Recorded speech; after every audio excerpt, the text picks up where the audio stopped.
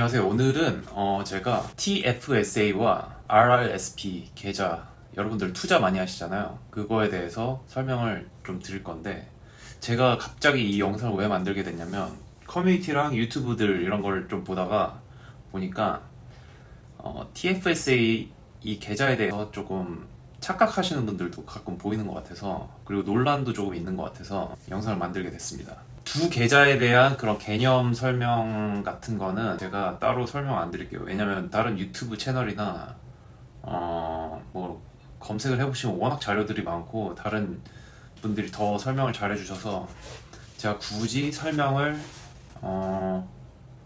할까요? 간단히 설명을 제가 30초 동안만 설명 한번 해드리겠습니다. 그 TFSA는 말 그대로 뭐냐면 그 투자 수익에 대해서 세금을 아예 안 내는 계좌예요. 캐나다 체류 기간에 따라서 연간 한 6,000불 정도였나요? 그 정도까지 그 한도까지 부을 수 있고 넘어가면 벌금을 내게 돼요. 캐나다 모든 사람이 다 똑같은 금액으로 내는 계좌입니다. 그리고 언제든지 깰 수가 있어요. 여러분이 원하면 현금화 시킬 수 있고 현금을 가져갈 수 있어요. 연말 정산할 때 소득공제가 되지 않습니다. RRSP는요, 전년 소득의 18% 또는 한 25,000불 정도 연한도, 둘 중에 작은 금액. 결국 돈을 안 벌면 RRSP 계좌는 만들 수가 없어요. 만들 때 아마 낼 수가 없겠죠, 돈을. 그래서 그 둘 중에 적은 금액으로 내야 되고, 은퇴 나이가 되어야지 깰 수가 있습니다.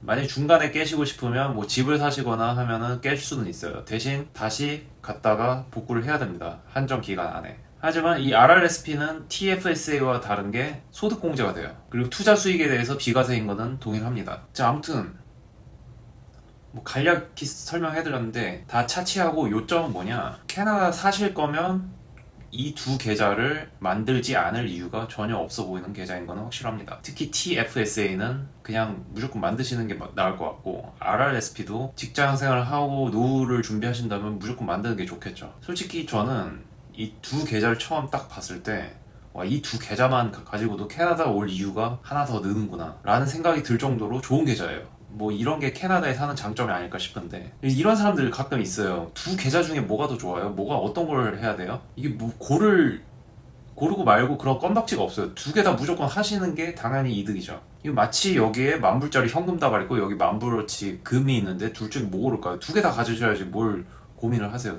아무튼 두 개 다 만드실 수 있으면 만드시고, 본인의 그 금액이 당장 뭐 현금이 급하게 필요한 게 아니면 안 넣을 이유가 전혀 없는 계좌입니다. 특히 주식 하시는 분. 아무튼 잡소리가 좀 길었는데 이 두 계좌에 대해서 좀 자세히 알고 싶으시면 검색을 한번 해보세요. 자료가 워낙 많으니까 제가 굳이 자세한 설명 안 하겠습니다.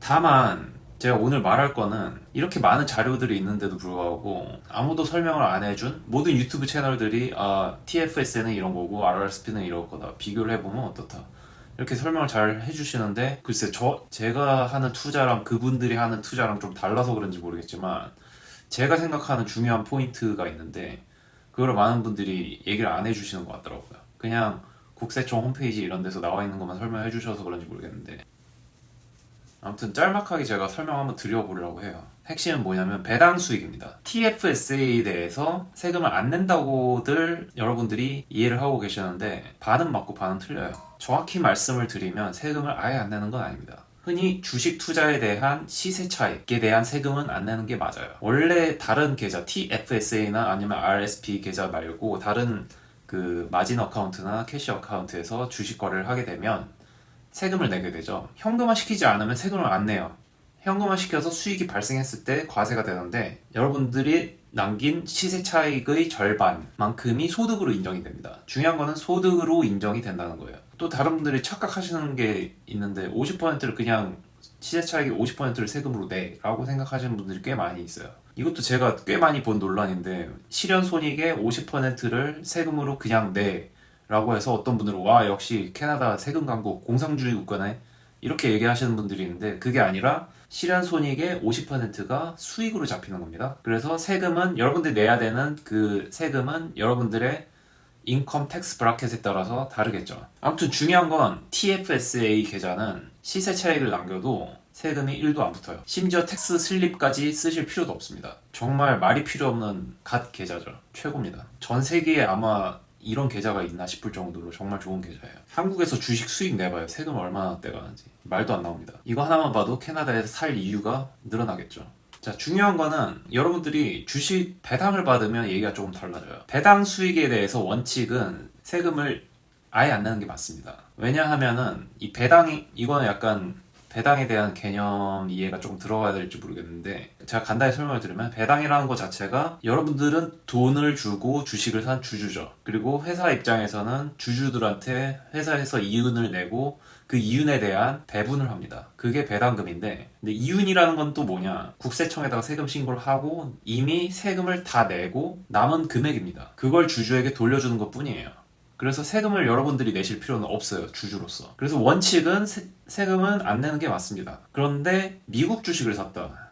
솔직히 캐나다 주식보다 미국 주식이 좀 더 매력 있다고 생각해서 미국 주식 사시는 분들이 꽤 많으실 거예요. 그런데 배당을 받았어요. 그러면 얘기가 좀 달라집니다. TFSA 계좌에 있더라도 미국 주식을 사셔서 배당을 받으시면 미국 국세청인 IRS에서 세금을 걷어갑니다. 더 정확히 말씀을 드리면 세금을 떼고 배당을 줘요. withholding tax라고 하죠. 그 여러분들 회사에서 일을 하시고 급여 명세서 보면은 withholding tax라는 게 있을 거예요. 텍스 얼마 미리 떼고 급여 주는 거랑 똑같은 개념이에요.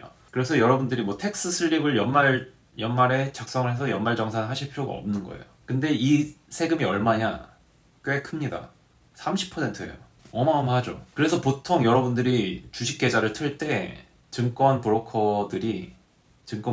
주식 증권 회사에서 폼을 작성하게 해요. 미국 주식을 하게 되면은 세금을 30% 내니까 배당에 대해서 이 세금을 감면해 줄게. 어떻게 하냐면 이 폼을 써 해서 폼 작성을 합니다.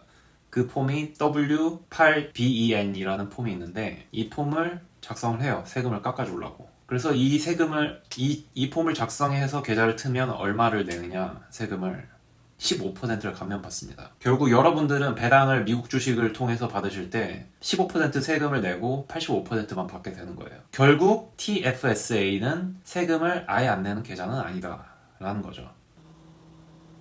그러면 TFSA는 미국 배당 주식 말고는 세금을 안 내겠네 라고 생각하시겠지만, 한 가지 더 있습니다. 세금을 내는 게 바로 단타 거래예요. 데이 트레이딩. 이거에 대한 정확한 데이터는 존재하지가 않아요. 근데 사례가 꽤 있다고 합니다. 너무 자주 거래를 해서 세금 폭탄을 맞은 경우가. 그러니까 장기 투자로만 좀 생각을 하시는 게 나을 것 같아요.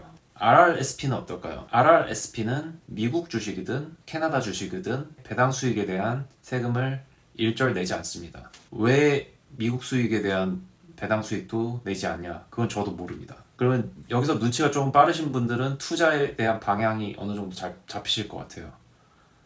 미국 주식을 좋아하시는 분들, 미국 배당 주식을 사시는 분들은 RRSP에 사서 묻어두시면 될 것 같고, 캐나다 주식의 비중은 TFSA에 가면 되지 않을까 싶습니다. 아니면 배당을 주지 않는 다른 미국 주식들은 TFSA로 구매를 하시는 것도 괜찮겠죠. 자, 아무튼 제가 캐나다에서 배당주를 하시는 분들이 어떻게 계좌 운영을 하셔야 되는지에 대해서 한번 설명을 드려봤고요. 또 생각이 나는 게 있으면 그때 계획 없이 영상을 또 올려드리겠습니다.